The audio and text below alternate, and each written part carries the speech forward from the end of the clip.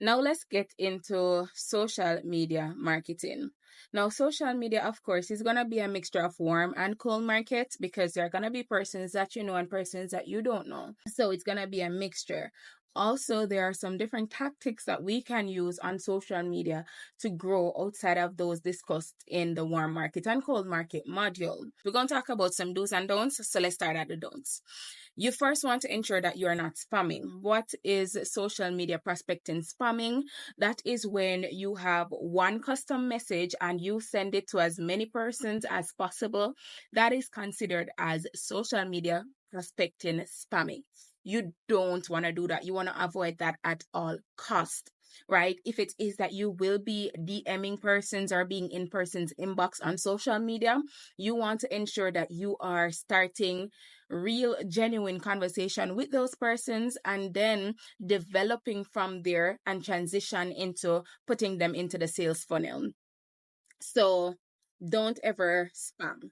That's never, ever, ever, ever, ever. I can't emphasize that enough. Never, ever, ever spam.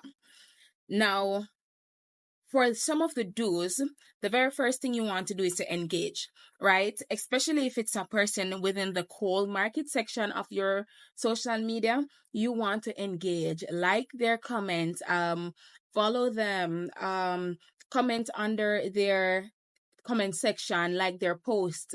Engage, engage, engage. The more these persons see you engaging with their content, is the more they're going to be familiar with you. So when you do strike a conversation, then it will not be odd or out of the blue because you would have been following this person for a while. There is a strategy that we can discuss that I used to implement. I no longer do this because there are more modern way to implement other strategies, more modern strategies. But it is to add at least 5 new persons to your social media platform every single day, right?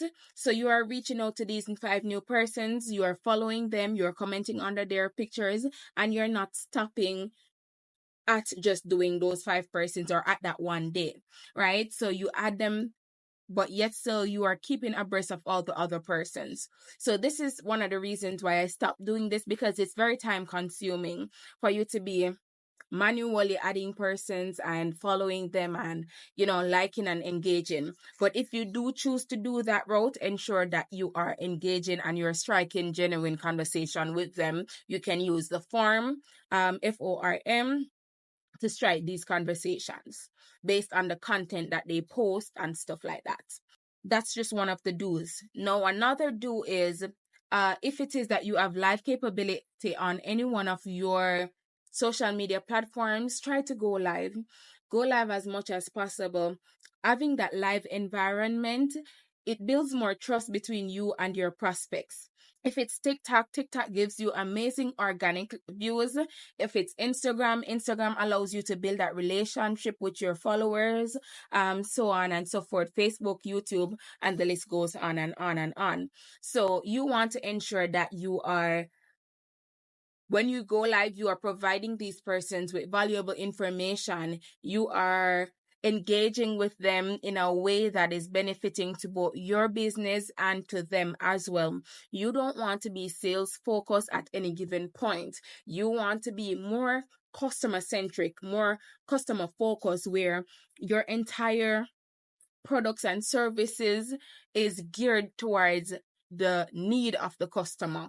Once you are doing that, you're definitely going to be building a great customer base as well as a great network. So you want to emphasize on the customer's needs more so than your need to make a sale or your need to have a new person join your team.